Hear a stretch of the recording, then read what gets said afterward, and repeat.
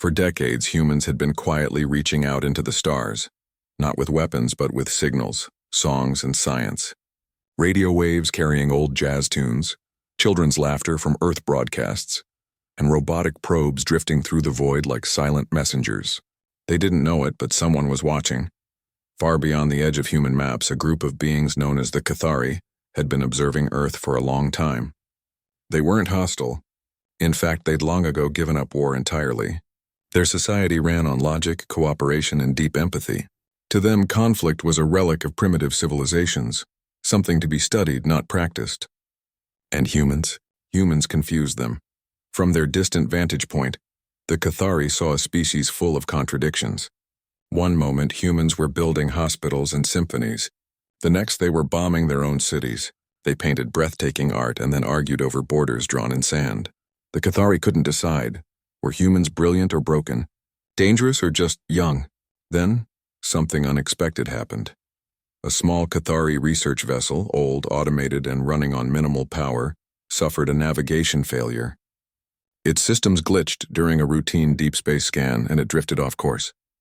Before anyone could correct it, the ship tumbled into territory humans now called their own, the space between Mars and Jupiter, where Earth's early colonies and defense outposts were starting to take shape. The Cathari held their breath.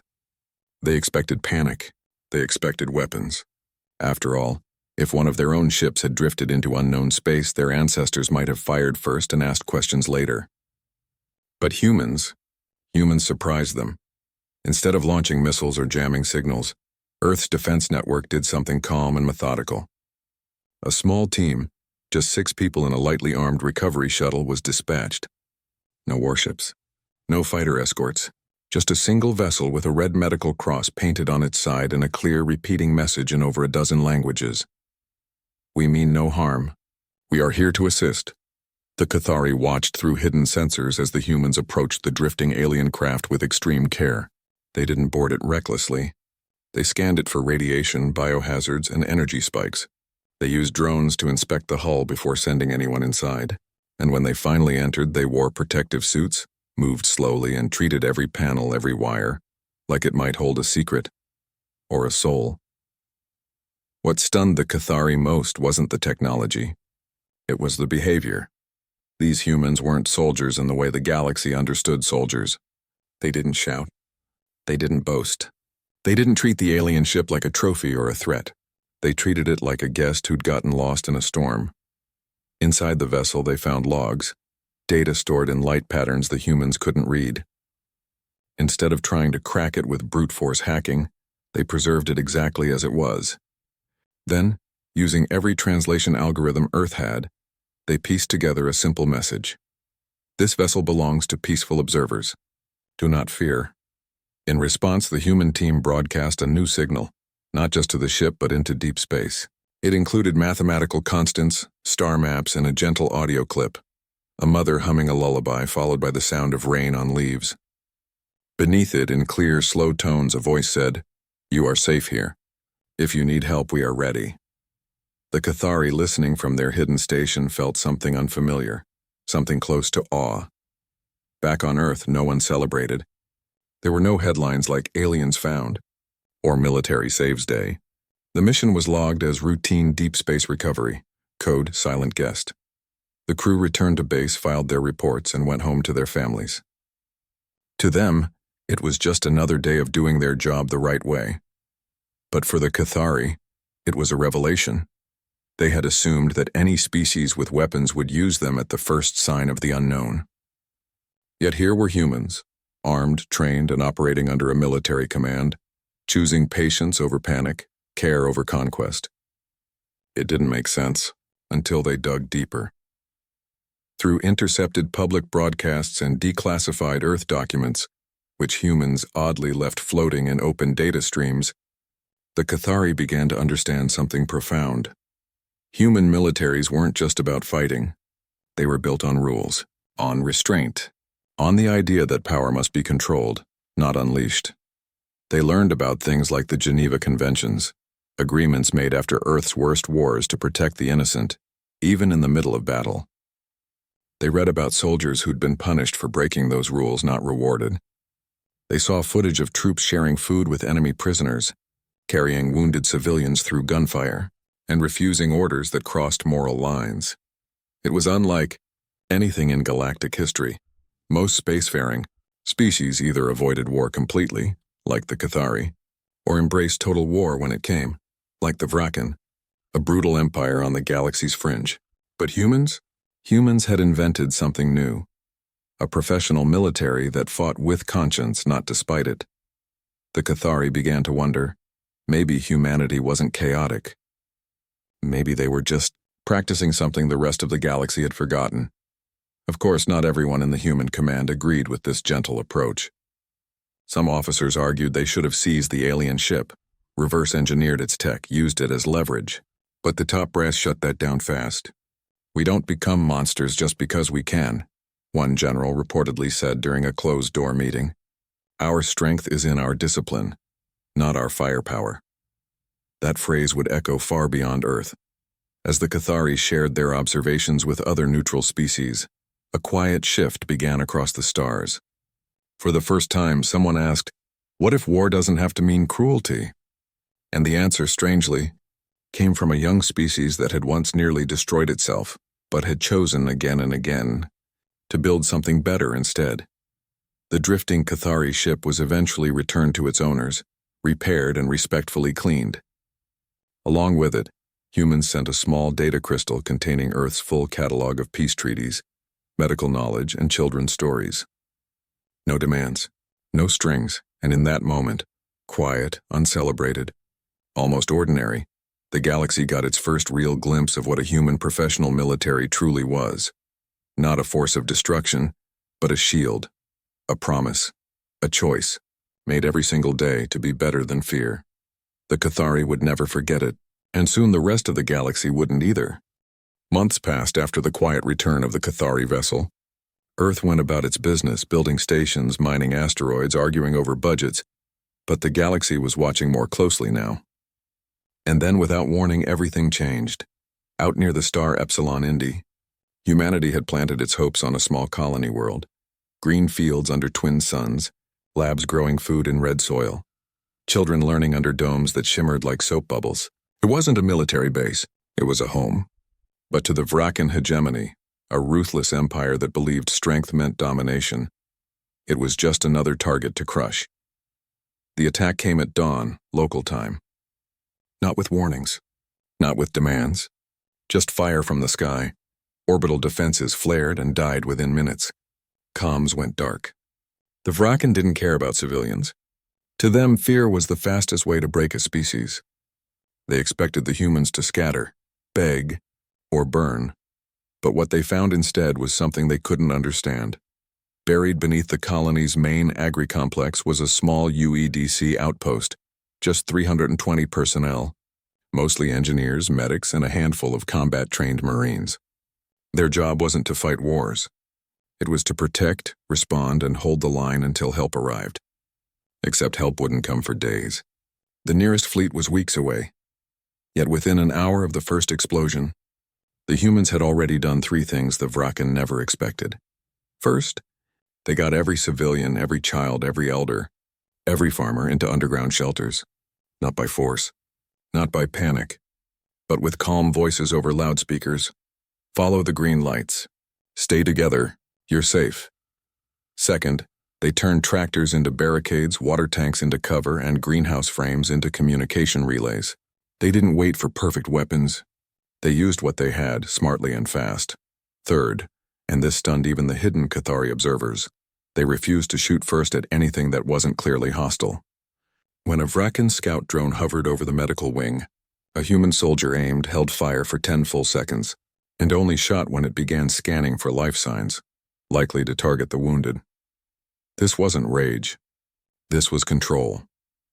Over the next 72 hours, the defenders held their ground not with brute force, but with discipline. They rotated sleep in 2-hour shifts so no one collapsed from exhaustion. They shared the last of their protein bars equally, even with local colonists who'd never worn a uniform. When a young medic broke down after losing a patient, a grizzled sergeant sat with them in silence for 10 minutes, then handed them a clean bandage and said, "We keep going." For them, The Vraken, used to enemies who either surrendered quickly or died screaming, grew frustrated. They sent in war machines that stomped through fields, crushing crops and homes. But the humans didn't retaliate by targeting Vraken supply lines near civilian zones. They stuck to military objectives only. Even when the enemy used human prisoners as shields, marching them in front of armored vehicles, the defenders held their fire. Instead, they used non-lethal sonic pulses and smokescreens to separate captives from guards, then pulled the civilians to safety under heavy fire. One Cathari observer, watching from a cloaked satellite, whispered into their log, "They are choosing mercy while being hunted." How is this possible? Back on Earth, news of the siege spread fast, but not as a call for revenge. Instead, schools held moments of silence. Factories ran overtime to build medical drones. Families sent recorded messages to the colony. "We see you. We're proud of you." There were no chants for blood, just quiet support for those holding the line. Inside the colony, the defenders weren't heroes in their own eyes. They were just doing their jobs. One Marine, patching a hole in the comms array with duct tape and hope, joked, "If I survive this, I'm taking a vacation to Mars." Heard the sands quieter. Another, reloading a railgun with shaking hands, muttered, "Just keep the kids safe. That's the mission." And that was the heart of it. The mission wasn't to win glory. It wasn't to kill the most enemies. It was to protect life, even when their own was on the line.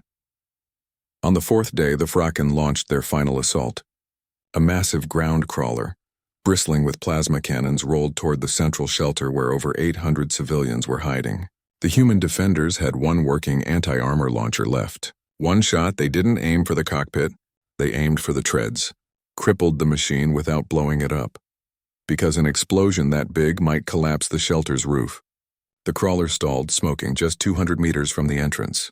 Then, under covering fire, a small team sprinted out, planted charges on its weapons, and disabled it completely, without firing a single round into the vehicle itself. The Vraken commander, watching from orbit, finally called a retreat, not because they were beaten, but because they realized something terrifying. These humans wouldn't break. And worse, they wouldn't become monsters even when pushed to the edge. When rescue ships finally arrived, they found the colony battered but intact. The defenders were exhausted, some wounded but standing. And the first thing they asked wasn't for medals or rest, it was, "Are the kids okay?" The Cathari, now openly sharing their observations with other peaceful species, began calling the event the Stand at Epsilon Indi. Not a battle. Stand, because it wasn't about territory or tech. It was about values. Back on Earth, the military didn't parade the survivors through cities. There was no grand celebration. Instead, the entire unit was quietly awarded the highest honor for restraint in combat, a medal most civilians had never heard of. And in training academies across the planet, new recruits studied the siege not as a victory of firepower, but as a lesson in what it truly means to serve, to protect the helpless, even when no one's watching. Even when it costs you everything. The galaxy had seen war before. But this was something new. A military that fought not to conquer, but to preserve, not to destroy, but to give others a chance to live. And in that dusty, blood-streaked colony under alien suns, the rest of the stars finally began to understand. Humanity's real weapon wasn't its ships or guns, it was its choice, every single day, to be human, even in hell. After the dust settled on Epsilon Indi III, something unusual happened across the galaxy. Silence. Not the kind that comes from fear, but the quiet that follows a revelation. The Cathari, who had once seen humans as unpredictable and emotional, now looked at them with something close to respect. And they weren't alone. Other neutral species, ones who had long avoided Earth's broadcasts as too chaotic, began tuning in again, not for music or news, but to understand how a species that had nearly wiped itself out in past centuries could now stand so firmly on principles during war. That's when the Cathari did something bold. They sent an invitation, not to a military summit, not to a weapons exchange, but to a peace gathering, a neutral station orbiting Proxima Centauri where dozens of spacefaring civilizations came to talk, not fight. And for the first time, they asked humans to sit at the main table. Earth's leaders debated for days. Some worried it was a trap. Others thought it was too soon, too risky. But in the end, they agreed. Not with generals in full-dress uniforms, not with politicians making grand speeches.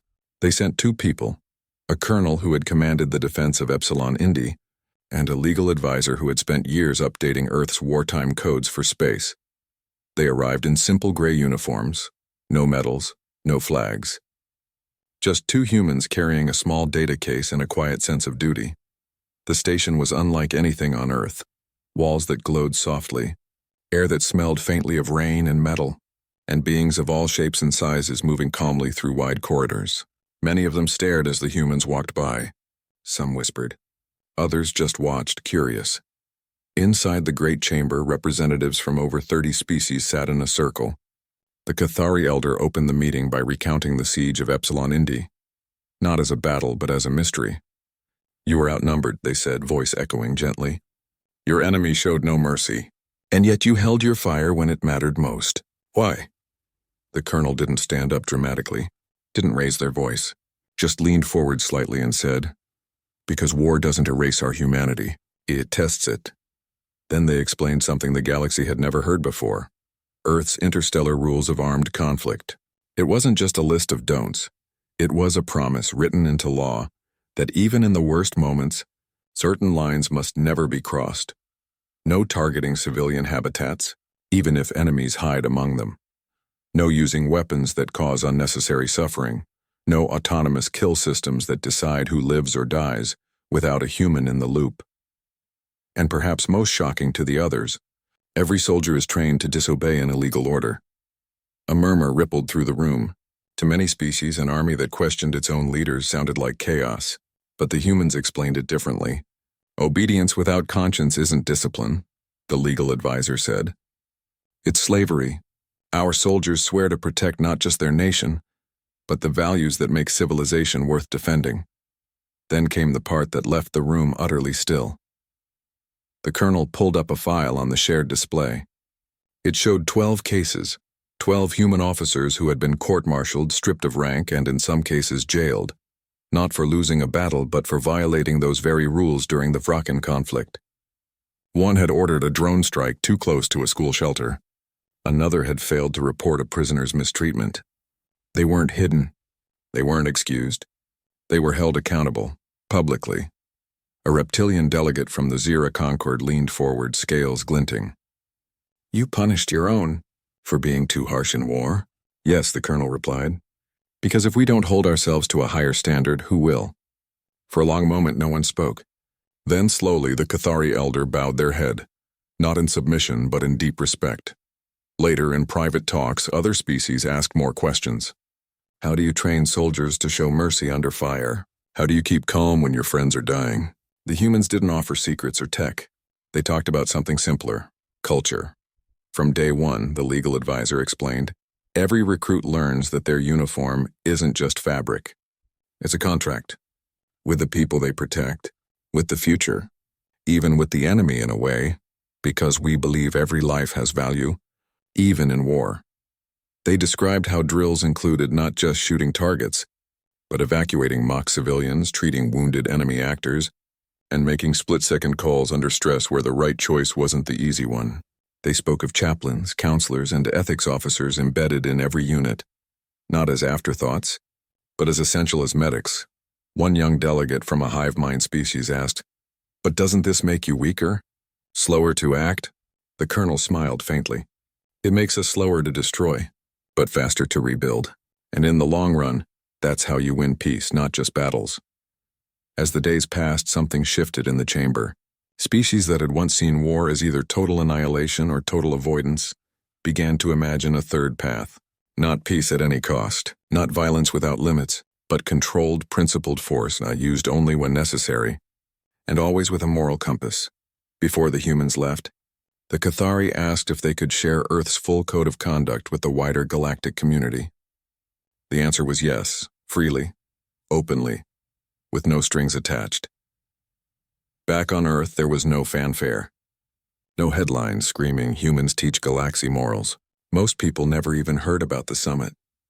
But in military academies and command centers, in quiet barracks across the planet, the message was clear. What you do in war matters just as much as whether you win, And out among the stars, something new began to grow. Not an alliance, not a treaty yet, but a question whispered from world to world. What if strength isn't about how much you can take, but how much you choose to protect? The humans hadn't come to preach. They'd come to show. And in doing so, they planted a seed, one that would one day grow into something the galaxy had never seen before. A shared standard for war that honored life, even in the darkest hour. It wasn't perfect. It never would be. But for the first time, the stars weren't just watching humanity. They were learning from it. A year after the summit at Proxima Centauri, trust between humans and the Cathari had grown steadily. Joint patrols were now routine. Small fleets from both sides watching over shared trade lanes, scanning for Vracan movements, sharing data without suspicion. It wasn't friendship, not yet. But it was respect. And in a galaxy still learning how to coexist, that was rare enough. Then came the alert. Deep in the Helios Rift, a jagged stretch of space littered with asteroid fields and gravitational anomalies, a Cathari civilian transport hub was detected broadcasting a distress signal. Not a military station, not a weapons depot, just a way station where families, traders, and students passed through on their way to distant worlds. Over 15,000 lives. Scans showed something worse. A Vracan dreadnought, cloaked and silent, had slipped past outer sensors. And it was arming a gravitic pulse weapon, a device designed not to destroy ships but to collapse space itself around a target. If fired near the hub, the resulting distortion would tear the station apart atom by atom. No explosion, no debris, just nothing left. The nearest joint patrol was minutes away, but even at full burn, they'd arrived too late. On the human frigate Resolve, the bridge fell silent as the data streamed in. Every officer knew what it meant. The Cathari ships were fast but lightly shielded, built for peace, not war. They couldn't stop the blast. And the Resolve? It was small. Tough, yes. Built for endurance, not glory.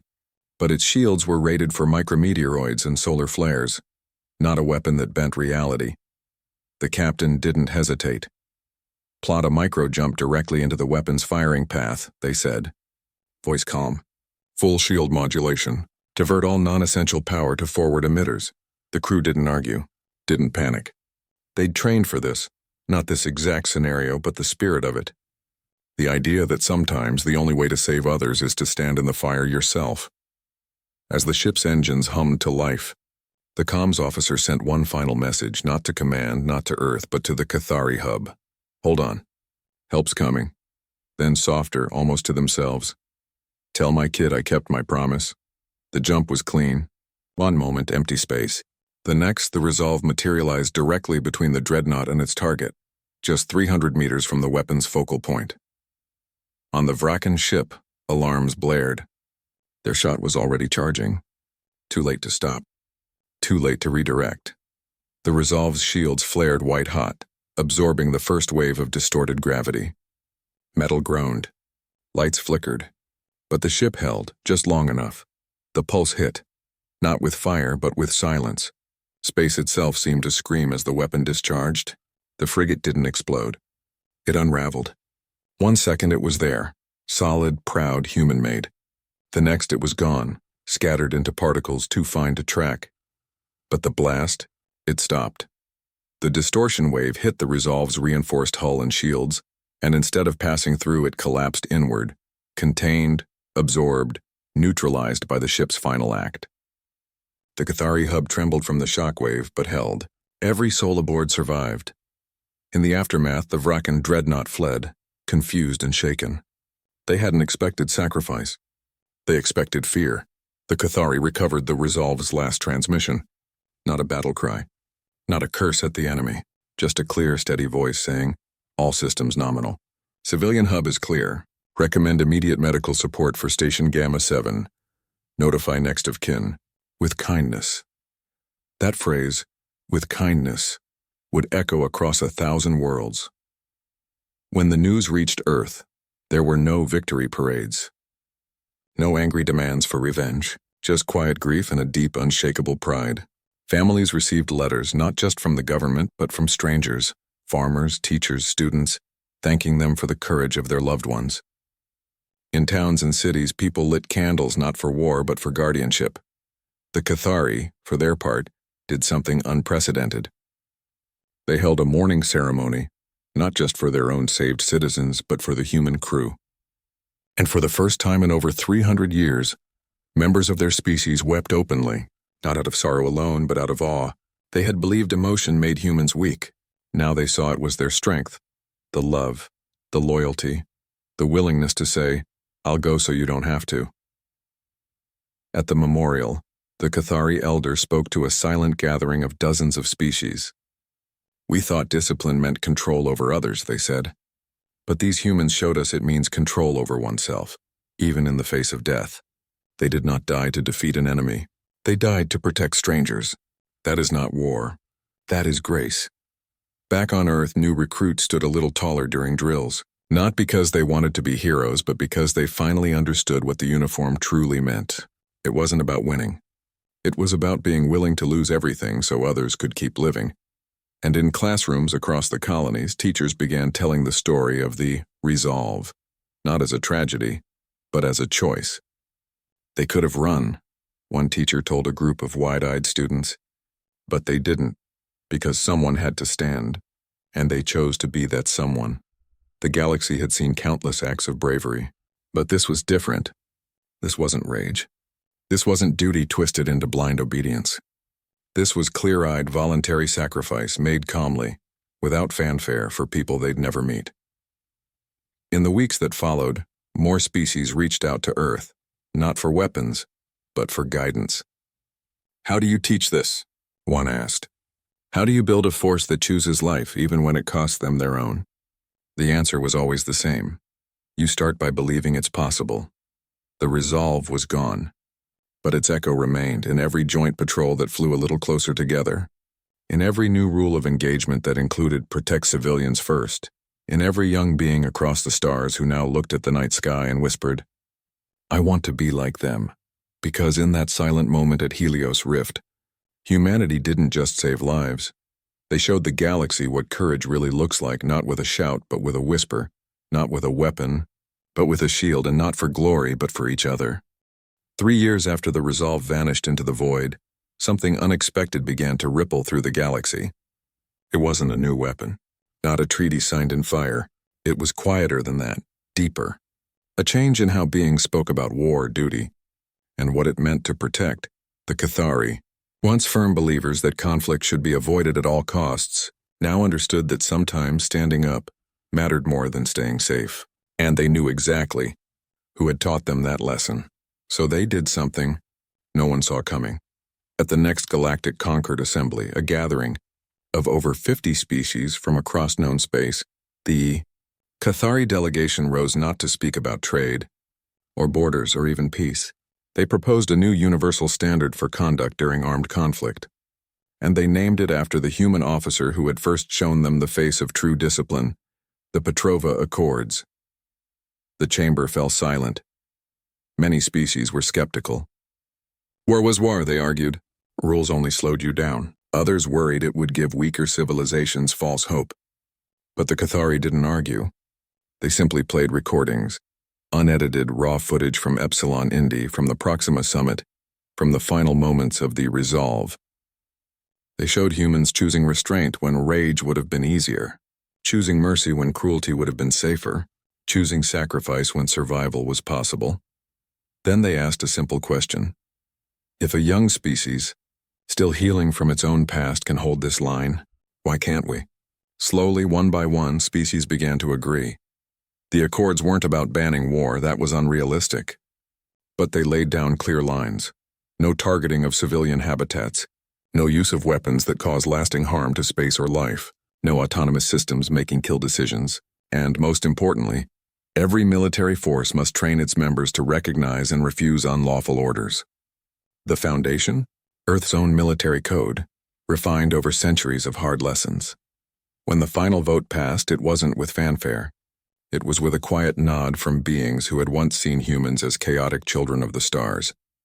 Now they saw them as teachers. Back on Earth, the news barely made the evening broadcast. Most people were too busy fixing water recyclers on Mars or debugging farm drones on Titan to notice. But in military schools, in quiet barracks, in the homes of those who'd lost someone at Epsilon or Helios, there was a different kind of quiet, one filled with meaning, because this wasn't about pride. It was about proof that doing the right thing, even when no one's watching, even when it costs you everything, matters. That the values drilled into every recruit from day one weren't just Earth's ideals. They were now part of something bigger. In training simulations across human space, instructors began adding a new scenario, not how to win, but how to hold the line without losing your soul. Recruits practiced evacuating alien civilians, negotiating with confused enemy units, and making calls where the hardest choice was also the right one. And when they asked why it mattered so much, the answer was always the same. Because out there someone is watching, and they're learning what it means to be human. Meanwhile, across the galaxy, something beautiful began to happen. On a desert moon near the Zira system, young cadets from 3 different species trained together, not with live weapons but with rescue drills and ethics puzzles.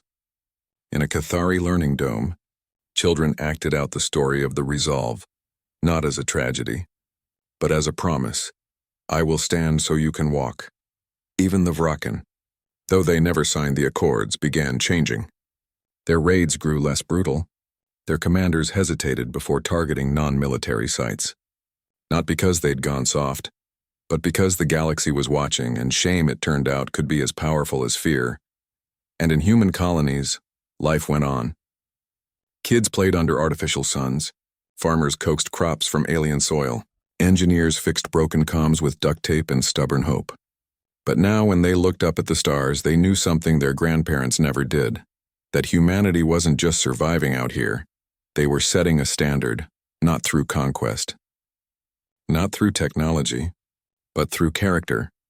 There were no statues built to the crews of Epsilon or the Resolve. No grand monuments, but in every joint patrol that shared rations with a stranded traitor, in every medic who treated an enemy soldier without question, in every commander who chose patience over punishment, that legacy lived. And when new species joined the Concord, the first thing they asked wasn't about Earth ships or weapons. They asked, how do your soldiers stay human? Even in war? The answer never changed. Because they remember who they're fighting for. Years later, a young Cathari student, preparing for their first deep space assignment, was asked what inspired them to serve. They didn't mention glory or duty. They simply said, I want to be human. Not because humans were perfect. Far from it. But because they kept trying. Even when broken, even when afraid, even when the whole galaxy expected them to fall, they chose to rise. And in that choice, they gave the stars something rare, not just peace, but hope. So the story didn't end with a battle won or a treaty signed. It ended the way all great human stories do, with ordinary people doing extraordinary things, not for fame but because it was right. And somewhere, in a quiet corner of the galaxy, a child looked up at the night sky, pointed to a distant star, and whispered, that's where they learn to be kind, even with guns in their hands. And that, more than anything, was the moment the galaxy truly understood what a human professional military was. Not a weapon, but a promise, kept, every single day, by those willing to stand in the dark so others could see the light.